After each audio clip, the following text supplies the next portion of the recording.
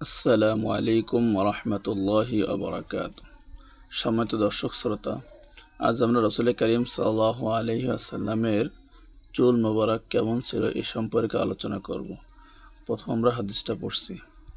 وبه قال حدثنا أحمد بن منيع قال حدثنا أبو قتن قال حدثنا شعبة عن أبي إسحاق عن البراء بن عازم قال كان رسول الله صلى الله عليه وسلم مربوعا بعيدا ما بين المنكبين وكانت جملته تضرب شحمة الأذنين। হযরত বারা ইবনে আযিম রাদিয়াল্লাহু তাআলা আনহু থেকে বর্ণিত, তিনি বলেন,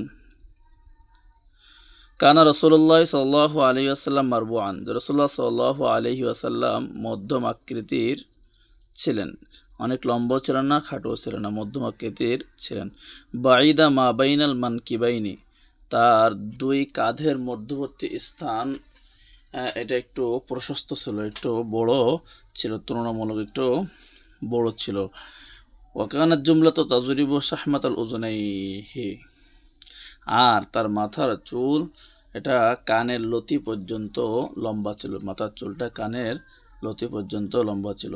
তাহলে আজকে আমরা এই হাদিস থেকে জানতে পারলাম যে রাসূল করিম সাল্লাল্লাহু আলাইহি ওয়াসাল্লামের মাথার চুল কানের লতি পর্যন্ত লম্বা ছিল।